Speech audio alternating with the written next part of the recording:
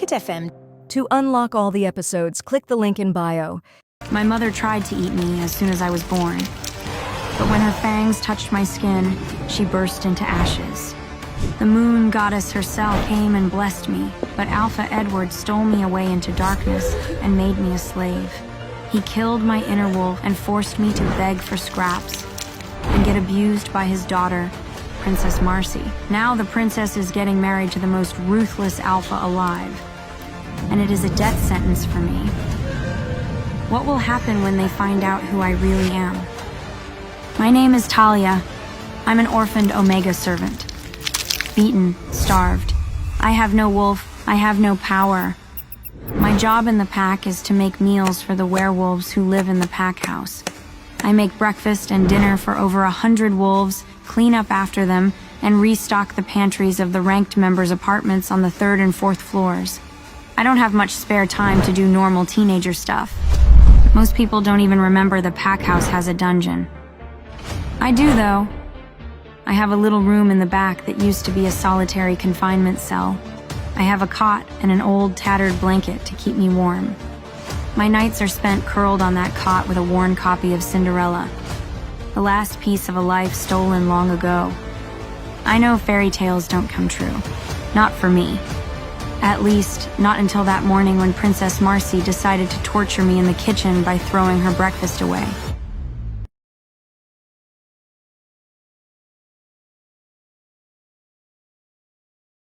Don't you know I'm on a diet until the time he arrives?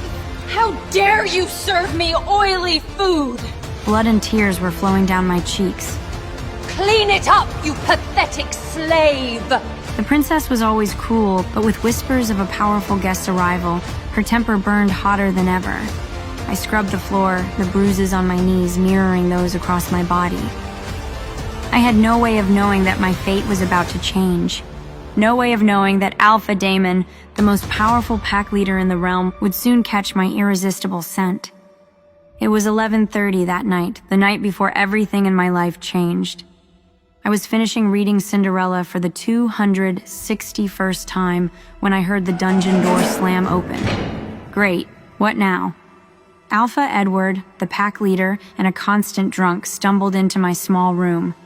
Werewolves barely get drunk, so he must have drunk a lot. Marcy must have complained about breakfast, and now he was here to punish me for it.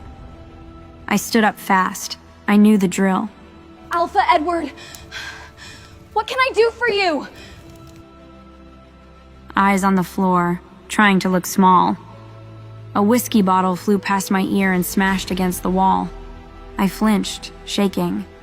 This was going to be worse than usual. He lunged at me and wrapped both hands around my throat. Before I could breathe, he threw me across the room. I hit the wall and landed on my cot, where shards of the broken bottle pierced my back through my thin shirt. The whiskey burned in the cuts. I swallowed a scream. My vision blurred. And then everything went numb. Is this what dying feels like? Quiet, a little boring. At least I wouldn't have to cook for the pack anymore. Oh, and I didn't even finish Cinderella for the 261st time. It was getting good.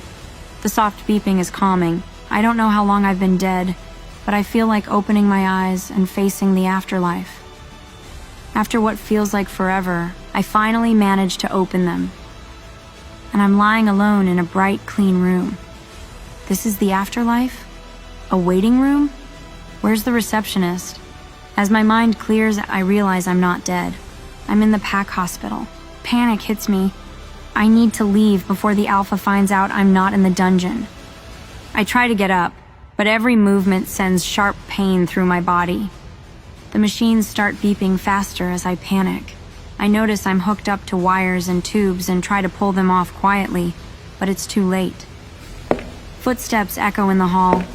I force myself to sit up, ignoring the pain. I have to escape. I slide my legs off the bed, but they're weak, and the tubes stop me from going far. The door opens. The pack doctor enters with a nurse. Talia, you're awake. Let's get you back on the mat, shall we? He says calmly. They reach for me, but a growl slips from my chest. Don't touch me! I snap, my voice raw. My mouth feels like it's full of needles. It's all right, Talia. No one is going to hurt you here. We're trying to help you heal. Let's get you back to it, and I'll get you a drink of water. The doctor says, raising his hands. I hesitate and then let them help me.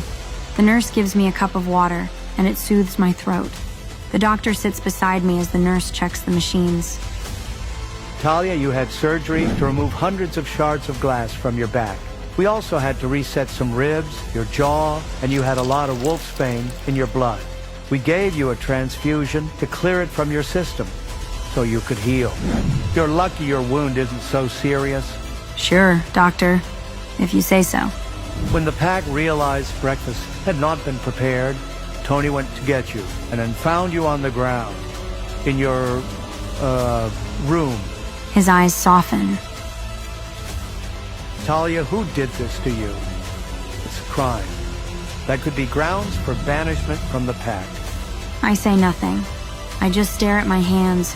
How can I tell him Alpha Edward did this? Who would believe me? And even if they did, would they really banish the Alpha? Never. So I shake my head. I'd rather stay and survive than be thrown out with nowhere to go. He looks at me with a furrowed brow. He glances at the nurse and asks her to give us privacy for a few minutes. Am I in trouble? I just woke up. I don't know what I could have done. She finishes what she's doing and leaves the room. He closes the folder and tucks his pen into his shirt pocket.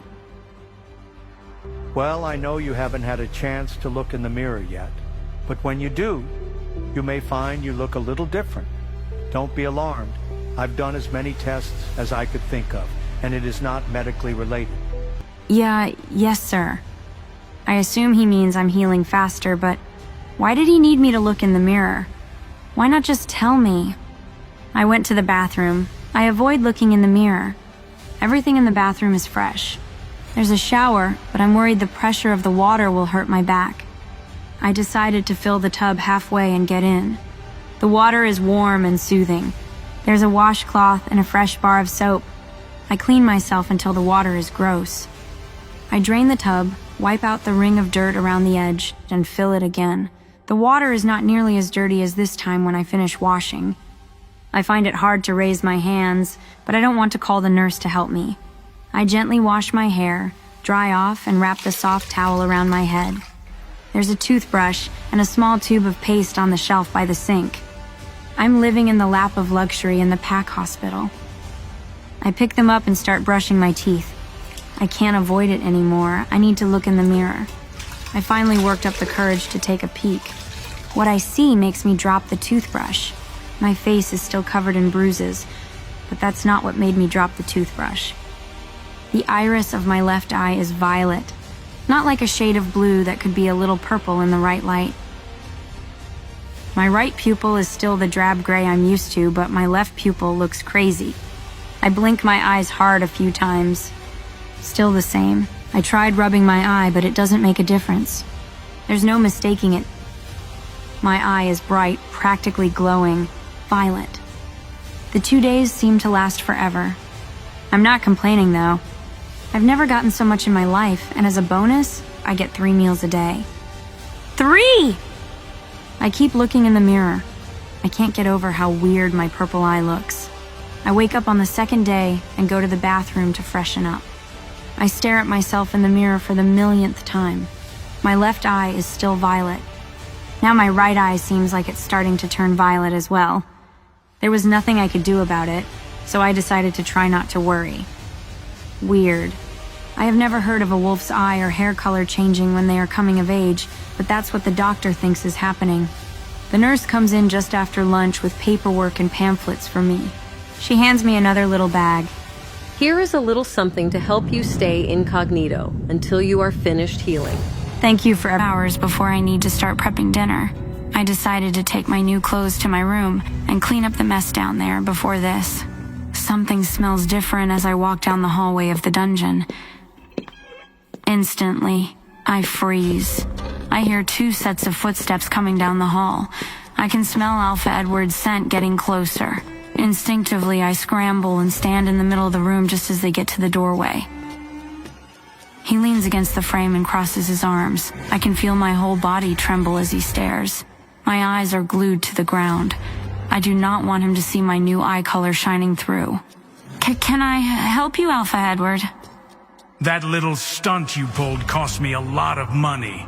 And when you cost me money, you cost my whole family money. And do you know how disgusting the food has been for the past 2.5 days? I just nod, still looking at the ground. I'm not trying to argue with a lunatic. It isn't my fault I had to have surgery. He's the one who broke a bottle and threw me into the broken pieces. If he hadn't, I would have been just fine. I would have been able to bounce back the next day and make breakfast like I was supposed to, even if I was banged up. You owe me, Talia. You will work in the pack house until you pay back every cent for the rest of your life if necessary. No more school. You don't need education to cook and clean. He uses his alpha tone. I cannot disobey. With those words, the small flame of hope in my heart extinguishes. I don't get paid, so I don't know how I could ever pay back any debt. Luna Layla told me years ago that the room in the dungeon was payment enough for my services. I am less than an Omega now. I am a slave. Marcy, teach her a lesson for wasting our money. Yes, Alpha. Tears stream down my face as the reality of my fate sets in. Alpha Edward is passing the torch of his cruelty down to his daughter, but I know better than that. He will never stop. Marcy reaches forward and claps the back of my neck. She forces me down into a bowing position and growls deeply. You should be grateful my father doesn't banish you. If you were a rogue, I would make sure you never made it to the border of the territory. A squeak escapes my throat. I am so scared I feel like I'm going to pass out. Marcy turns to her father. Don't worry, Alpha. I've got the situation covered. I hear Alpha Edward's footsteps walk back down the hallway as he leaves the dungeon. Marcy tightens her grip on my neck, extending her wolf claws, making me yelp.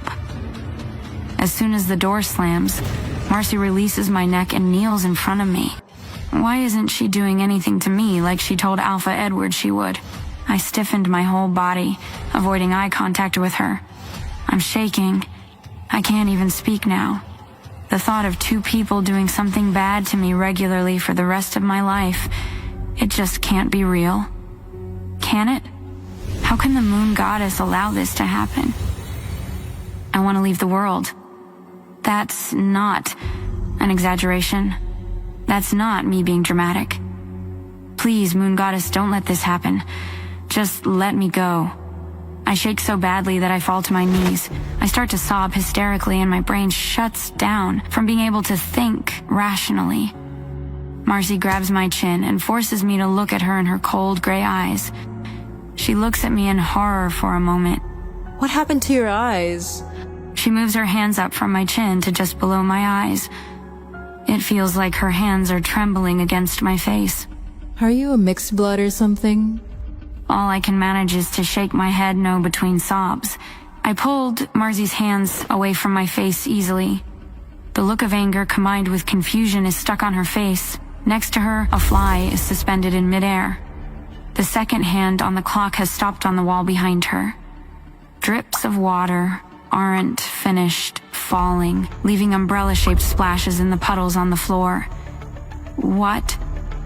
Did the moon goddess hear me? Did she have mercy on me? Did she let my dream come true?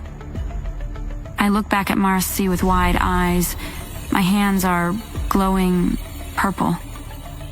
As quickly as it stopped, time started again. Marcy starts screaming and pushes herself away from me. The tops of her hands where my hands were touching her were burnt. I look down at my hands. They are normal again, not glowing purple. Seriously though, what happened? I shut my eyes tight, waiting for Marcy to retaliate. If you tell anyone, I will kill you, she says in my ear. Then she punches me in the stomach, knocking the air out of my lungs. I hear her footsteps running down the hall, then out the door. I don't know how long I sit like this, but when I finally open my eyes, I breathe a sigh of relief. I lean against my body for a while longer, sobbing, shaking, and trying to catch my breath. She didn't harm me. Surely she was coming back. I sniffed the air, but her scent is gone. I listened carefully, but there were no sounds in other parts of the dungeon. I'm alone. Moon Goddess, thank you for saving me. Thank you. I say out loud, just in case the miracle I just experienced was because of her. I feel exhausted, but starting to feel calmer. Okay, Talia, focus. I need to make dinner for the pack or Alpha Edward will find me and kill me. I don't think it's an exaggeration either. Even if I try to run away, either he or Marcy would find me before I could get off the territory. I take a few deep breaths and make myself go down the hall to wash up at the sink. I splash cold water on my face and look in the grungy mirror. Both of my eyes are pure violet now. The silver streaks are starting to take over my hair now. It isn't like an old person's hair. It is silvery that almost shimmers, even in the low light of the dungeon. So weird.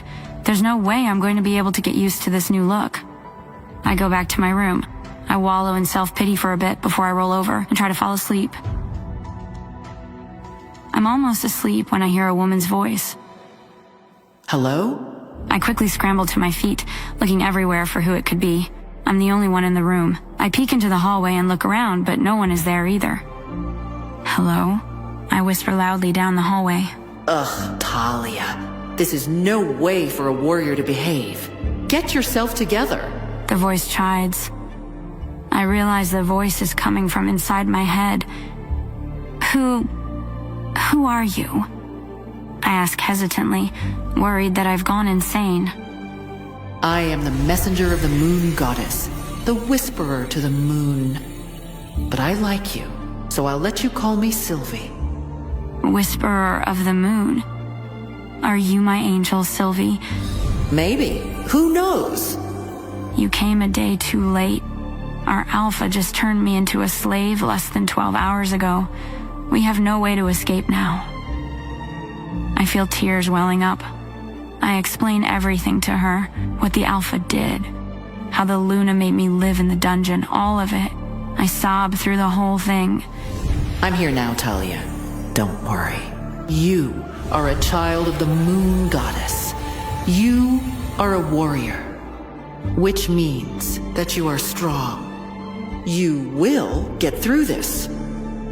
Sylvie, earlier, when my hands turned purple and burned Marcy, was that you? Sort of. That was you, but I helped a little to activate your power.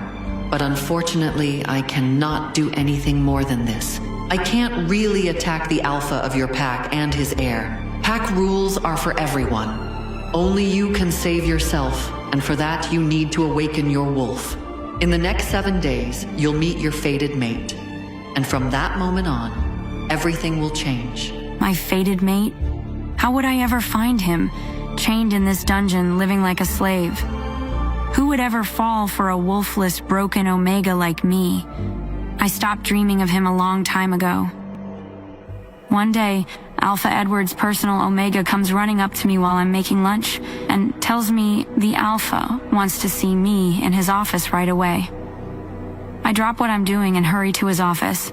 I knock on the door quietly in case he's busy. Come in! He calls from inside. I pull open the door and peek inside. You called for me, Alpha? I asked as quietly as possible. The easiest way to get away from him is to use as few words and ask as few questions as possible. Don't just stand there, come in. He snarls. I rush inside and close the door behind me. I stay as close to the door as possible in case I need to make a run for it. Talia, we have a delegation coming from the Dark Howlers pack next week. 20 wolves in total. All of the ranked members, their mates, the heads of their security and guards, and security detail for all of them. If all goes well, we'll be forming a pact with them. They must be treated with the utmost respect and courtesy. Prepare food for the guests. And remember, Alpha Daemon could be a potential match for Marcy. This is business, not a family dinner. Don't screw it up. Keep their pantry stocked and stay out of the way. Got it? I look up from under my hat, still keeping my face low enough that he can't see my eyes. Yes, even after almost 2 months, he still hasn't noticed that I have purple eyes. Or if he has, He hasn't pointed it out. He also hasn't said anything about my silver hair, which is just fine with me. Yes, sir. Everyone will be here on Monday, except for the Alpha, who's coming Tuesday. We'll be having a party after dinner to welcome him. Make sure there is enough food for the party. Give George the information for the additional food you need to make. Do you understand? Yes, sir. Good. We need to keep the Alpha happy. If not, I won't hesitate to let him harm you. Do you understand? He stands up with his hands on the desk, looking very intimidating. Yes, sir. Now get out of my sight. He points to the door behind me. Is this what Sylvie meant by changing my life? I'm working twice as hard for the same misery. Seriously, Sylvie? I scramble out of the room as fast as possible to find George. George is in charge of ordering supplies for the pack house. He should be in his office right now. My mind is already churning through the special foods to make, and the groceries I need for them. I also need extra supplies for the guest suite pantries. I wonder what kind of foods the Dark Howlers pack likes. Dark Howlers is the largest pack in the northern region, with my pack, Red Moon, being the second largest. Alpha Edward says Dark Howlers is vicious and strict. Most of their pack has served in the military at one point or another. They employ dark magicians and witches to help them keep power over neighboring packs. I wonder if they're going to bring any dark witches here. I hope not. I also hear their Alpha expels pack members who fail training tests because he doesn't want weak wolves in his pack. I get to George's office and knock on the door. I can hear noises coming from inside, but he doesn't answer. I knock a little louder. What the hell? He has to know I'm here. He knows my scent. Just tell me to come in already. I don't like this guy, Talia. He's creepy. He stares at you. Well, we don't have a choice but to work with him, Sylvie. He's the money. Fine, but let's make it quick. I knock again, more impatiently this time. What is it? He finally growls from inside. I open the door to find there's a female wolf sitting on his desk. Get the hell out, Talia. I'm busy here. I stand there wide-eyed, jaw slack for a moment. He yells louder. I come to my senses and slam the door closed. I run back to the kitchen as fast as I can. I can feel the drip of sweat down my face. Sylvie thinks it's hilarious. She laughs in my head throughout lunch preparation. I'm just trying to erase the scene from my mind. I'm about to take the platters out to the dining room when George comes charging into the kitchen. He makes a beeline for me. You didn't see anything. I can feel his claws extending into my neck, drawing blood. You understand, you little monster? I'm paralyzed with fear. I can't answer. I can't even nod. Suddenly, I feel like I'm falling backwards in my mind. I blink quickly a few times. It feels like I'm looking out of someone else's eyes. Let her go. The voice comes from me, but it isn't my voice. It's Sylvie. Her voice booms and sounds almost ethereal. The dishes on the counter shake as she growls deeply at George. I watch helplessly as my hands glow violet and grab George's wrists. As I grab him, his eyes widen in fear, and he starts howling in pain. A sizzling sound comes from where my hands connect with his skin. He quickly releases my neck, and we both fall to the ground. How are you doing this? What are you, Talia? I stand up, feeling much taller than my 5-foot-tall frame. Sylvie's voice booms from me. I am a warrior child of the moon goddess. And if you tell anyone what has happened here today, I will make you suffer. George scoots back on his backside away from me, wide-eyed, then clambers up and runs away as fast as he can. Suddenly, I come back into my normal state of mind, and I fall back to the ground, exhausted. My hands are no longer glowing, but they feel like they are on and full of static electricity. Sylvie, what was that? I couldn't help it. He was threatening you. Okay, but what was with the glowy purple burnt hands thing? That's not normal. Talia, we've been through this. You are a child of the moon goddess. You are special. There is more too, you will see, after we shift for the first time. Until then, I'm not strong enough to show you. Besides, it isn't like I hurt him badly. His wolf will heal him before he is back in his office. I do. Wait, you mean the moon goddess is my actual mom?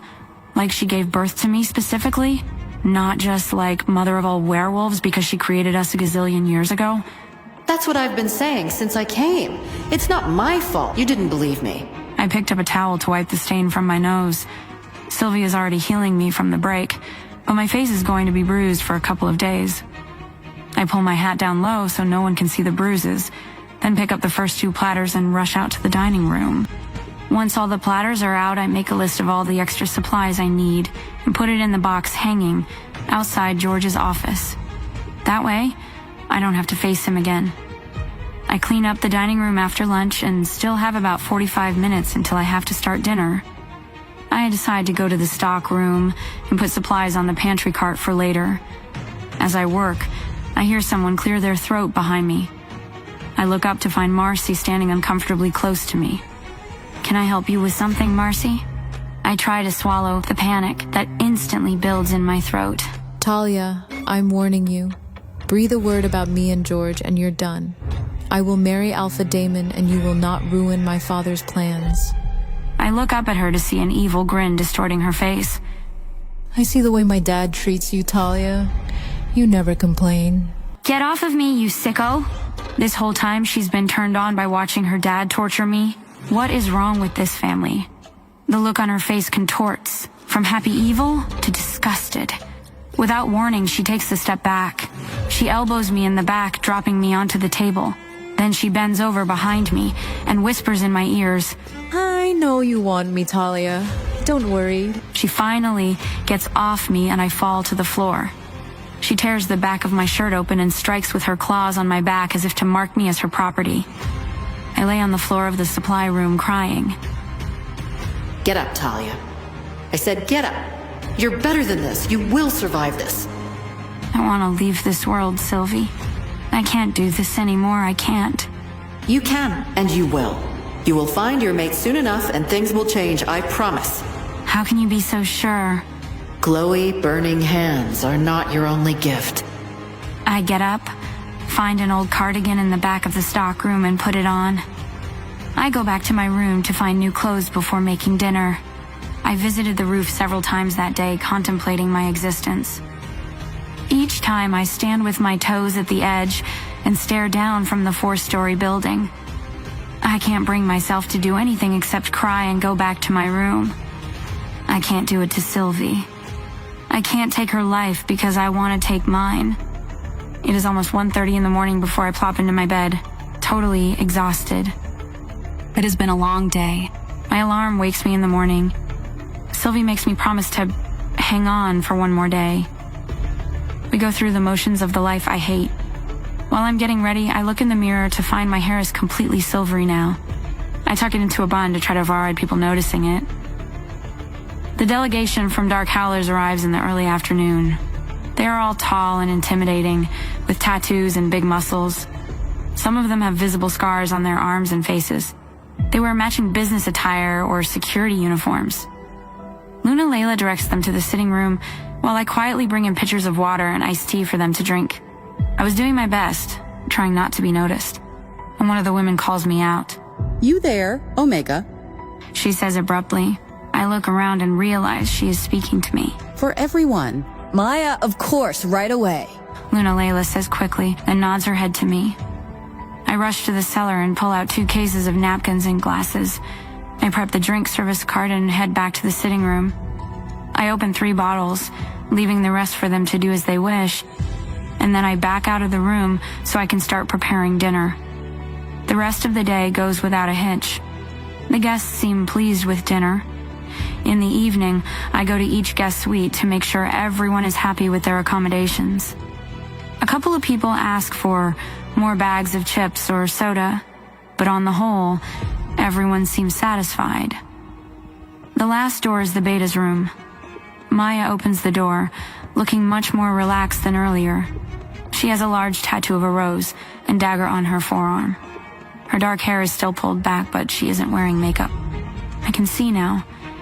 She looks only a few years older than me. I can hear her mate inside talking on the phone. Thanks for checking on us. Everything is wonderful. The flowers are a beautiful touch. You have good taste. She smiles at me. I bow to her slightly, then turn to leave. Wait, what's under your hat? I stop in my tracks and turn around. I'm sorry, ma'am. I ask. I feel the blood drain from my face. Your hat. Why is it so low? What are you trying to hide? Come closer. I come closer and slowly take off my hat, keeping my eyes to the ground. My silver hair cascades down my back. It is embarrassingly greasy and visibly dirty. I feel myself blush. Oh, I see. She says with surprise in her voice. Now, don't be disrespectful. Always look me in the eye when I speak to you. I look up at her. The light from her room shines right into my eyes. She looks at me blankly for a moment, trying to process what she is seeing. What are you? A hybrid? No, ma'am. The pack doctor did tests, but he doesn't know why it happened. He thinks it must be a transformation related to my wolf getting ready to wake up. I mean, it's not a lie. It's just not the whole truth, right? How am I supposed to tell a stranger that my wolf says that I'm the moon goddess's actual daughter, and that is why I have silver hair and violet eyes? She grabs my chin and pulls my face closer to hers, inspecting closely. And does the pack doctor know that someone has broken your nose recently? You still have bruises. I'm not going to elaborate or implicate anyone in this conversation with someone I do not know. Who's at the door, Maya? Just the Omega assigned to us, Caden? What's your name again? It's Talia, ma'am. I'm not an Omega, though. I'm just a servant. Her name is Talia. She picked out my beautiful flowers. She's still talking to her mate, but she hasn't taken her eyes off me, as if she's trying to size me up for some reason. Her brow furrows slightly as she stares. She's making me self-conscious. That's nice. Ask her if I can get bubbly water in the refrigerator. No problem, ma'am. She and I share a smile at bubbly water. I will bring it shortly and leave it at the door. Thank you. Oh, and Talia, if those bruises aren't healed by tomorrow morning, find some powder. Alpha Damon does not tolerate seeing injuries like that. Yep, yes, ma'am.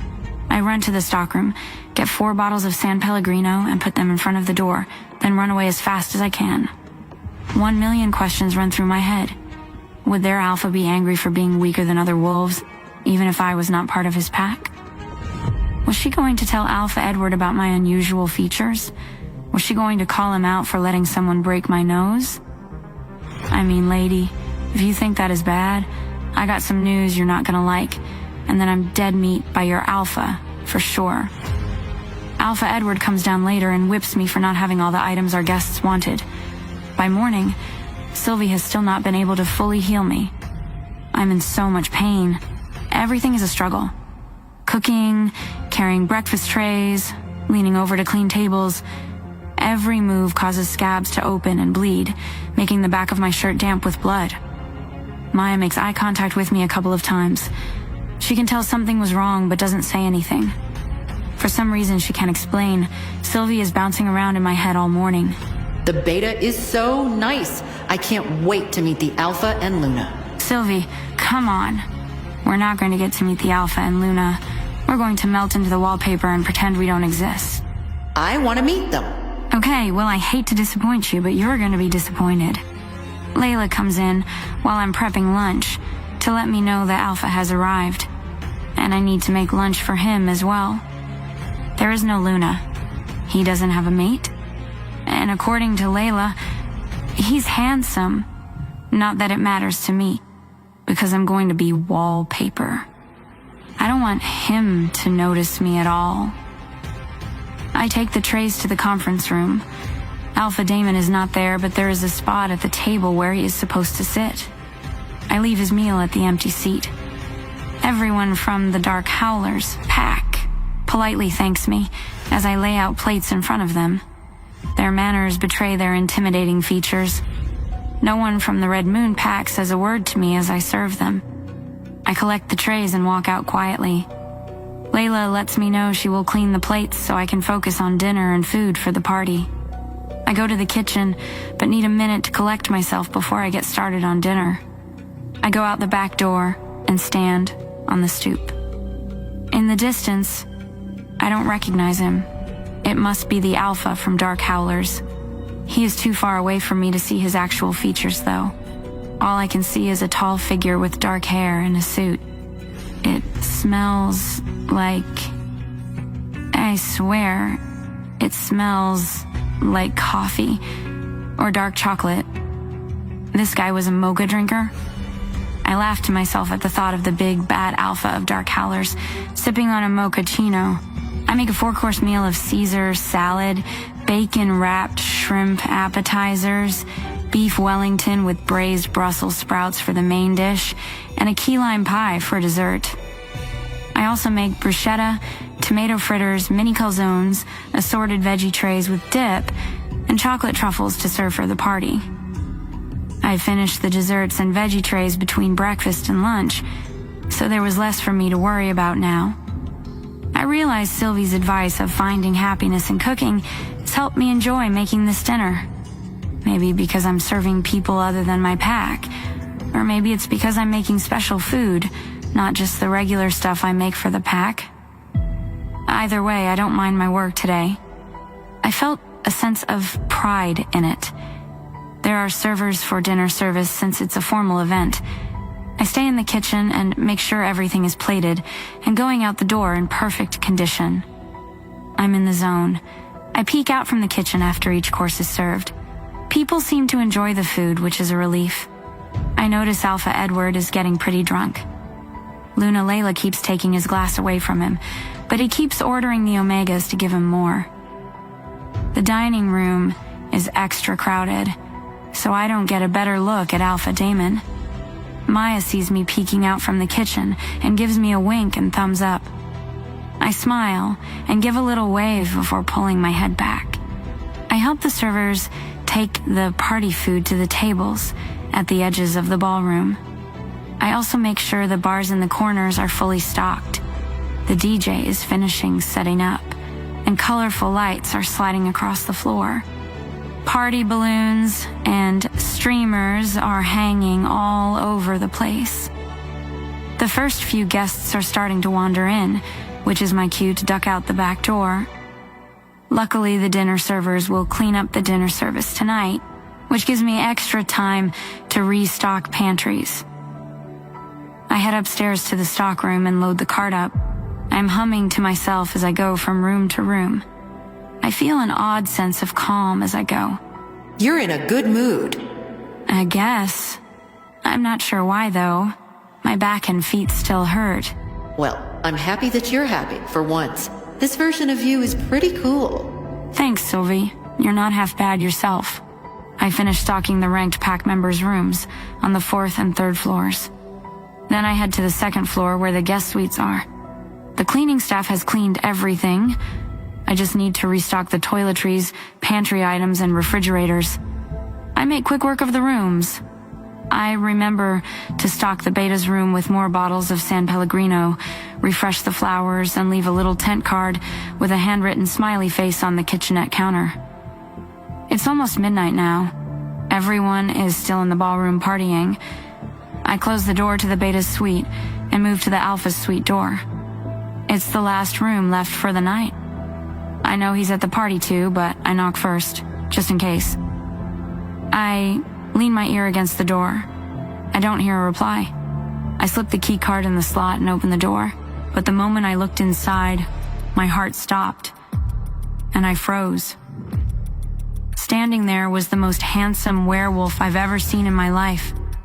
Easily 6 foot, 6 inches tall, looked to be about 250 pounds of solid muscle with the broadest shoulders, but he wasn't alone.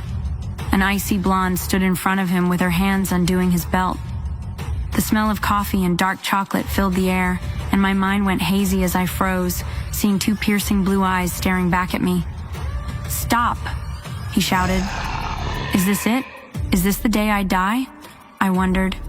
I was only doing my job, but that did not change the fact that I had witnessed something that should not have been seen. Before I could move, he lunged forward and roughly pinned me against the floor outside the room. My heart was pounding in my chest as overwhelming panic began to set in. "Alpha Damon, is this Omega trying to steal something?" a guard said, seeing the struggle. "Get back," he snarled, flashing his large fangs. "Mine," he growled. Over his shoulder, I could faintly see Marcy staring daggers at me, and down the hall, I heard Alpha Edward shouting. What a disaster, I thought. They're all going to kill me. My head started swimming, and I felt even dizzier. Maybe I was finally dying.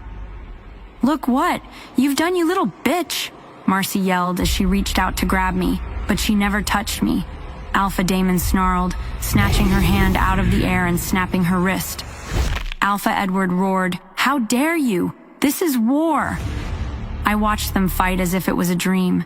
They looked as though they were moving in slow motion. Alpha Edward yanked Marcy, pulling her back as Damon snarled at them. He was vicious, beautifully vicious. A guard tried to separate them as Beta Caden and Maya took defensive positions around Alpha Damon, and George lunged at Damon, but he was no match for the Alpha. Damon grabbed George by the throat and threw him into the wall as though her were a tiny pup. I almost laughed, but I was shaking all over, barely able to stand. But in the chaos, I managed to crawl away and slink down the stairs. I looked around to see if anyone noticed me, but they were all too busy arguing. I looked down to see blood running down my legs, dripping onto the floor. I started to lose consciousness, and then I heard it. The most guttural, ear-shattering roar. "Where is she? Where is who, Alpha Damon? Where is my mate?" Is it possible? Is Talia truly Damon's fated mate? What will Damon do to protect her? Will their bond ignite a war between the two most powerful packs in the Order? Will any of them leave Red Moon territory alive? To find out what happens next, install the Pocket FM app in the next 1 minute to get free access to 22 episodes of The Alpha's Bride.